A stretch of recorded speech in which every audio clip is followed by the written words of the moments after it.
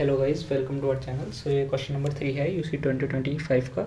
And काफ़ी lengthy question भी हो सकता है और काफ़ी शॉर्ट क्वेश्चन भी है। बट देखिए अगर आप इस क्वेश्चन को अगर मैनुअली करने जाएंगे ना तो आप छोड़ ही दीजिएगा पेपर में। देखिए पहले मैं आपको क्वेश्चन समझा देता हूँ। क्वेश्चन क्या कह रहा है, एक 3x3 के मेरे को स्क्वायर दिया गया है और उसमें 1 से लेकर 9 तक क्या करे गए हैं, नंबर फिल किए गए हैं। देखिए 1 2 3 ऐसे 9 तक हमने क्या करे हैं, यहाँ पे नंबर फिल किए गए हैं। ठीक है, अब इसके बाद वो बोल रहा है row column diagonal. Row column और डायगनल्स जितने भी हैं उन सबको अगर आप ऐड करोगे तो 15 आएगा।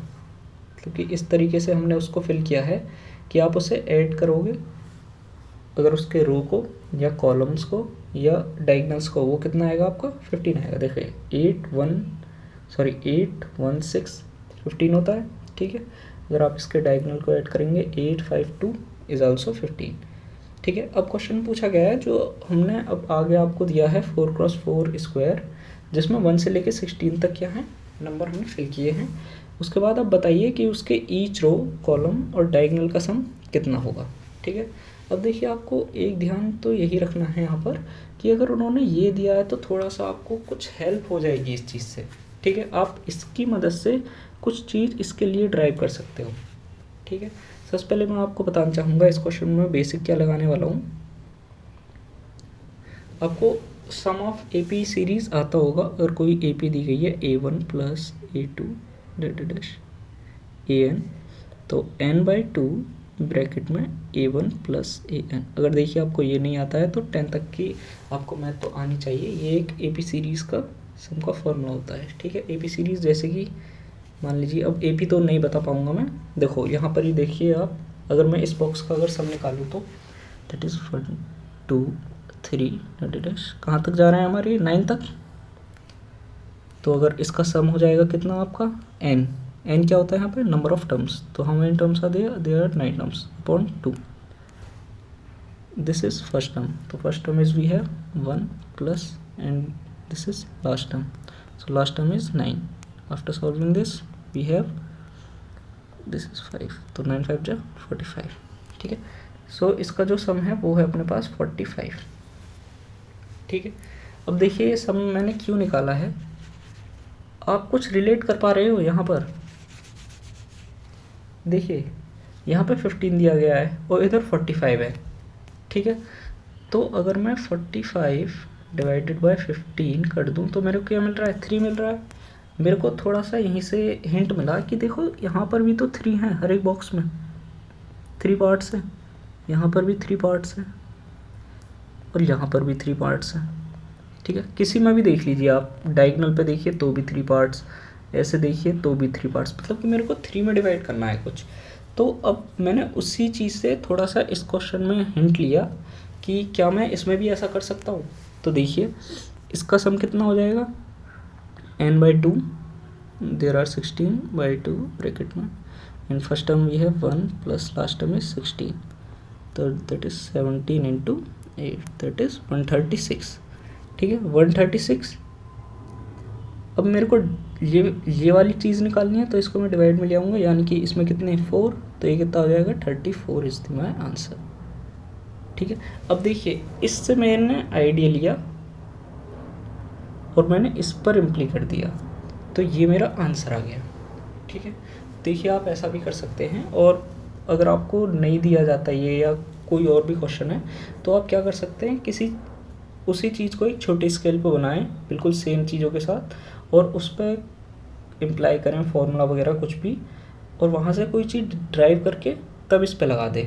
ठीक है, अब देखिए अब ये 3 से आपको अगर ये समझ आ गया हो तो ठीक है, क्योंकि मैंने यहाँ पे क्या है क्वेश्चन की मदद ली, जो मैंने यहाँ पे सम निकाला उसकी भी मदद करी, और थोड़ा सा दिमाग लगा के यहाँ पे मैंने ये आंसर निकाल दिया।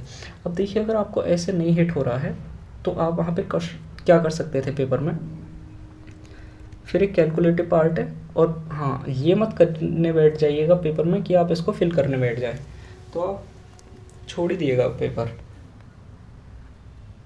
क्योंकि वो बहुत ही लेंथी मेथड हो जाएगा और इसके लिए लोग बहुत बहुत टाइम लगा देते हैं इसको फिल करने में। इनकी एक ट्रिक होती है, बाकी तो कुछ नहीं। ठीक है, अब देखिए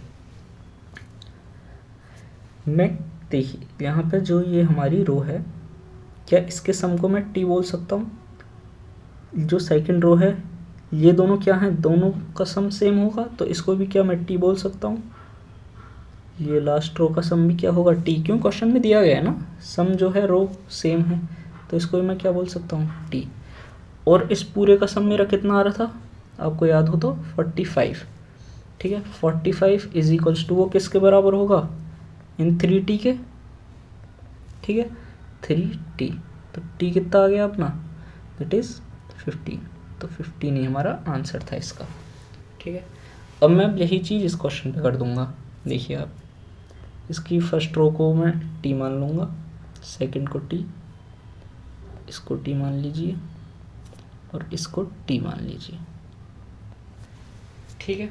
अब देखिए, और इस पूरे का सम कितना है, हमने अभी निकाला था 136, और ये चारों टी को प्लस करने में मेरे को ये बॉक्स ही मिल जाएगा, इसका मतलब ये क्या हो जाएगा, 40 इज इक्वल्स टू 40। तो टी इज इक्वल टू क्या आ गया मेरा, दैट इज 34, ठीक है। ये वाली बात आपको समझ आई। भले आप यहाँ पे, मैंने कॉलम ले लिए हैं, आप यहाँ पर सॉरी रो लिया है मैंने, आप कॉलम ले सकते हैं। देखिए कॉलम से आप कैसे कर सकते थे इस क्वेश्चन को, देखिए ये इसका सम क्या है, टी, ये क्या हो जाएगा, टी, ये भी क्या हो जाएगा आपका, T, this is also T, ठीक है। और देखिए इन चारों से मिलके पूरा बॉक्स बन गया है ना, और इस पूरे बॉक्स का सम कितना है अपना, इस पूरे बॉक्स का सम अपने पास कितना था, 136। इन चारों टी को प्लस करके क्या आ जाएगा, 40, और ये दोनों क्या हैं, बराबर हैं, यानी कि 40 इज इक्वल टू 136।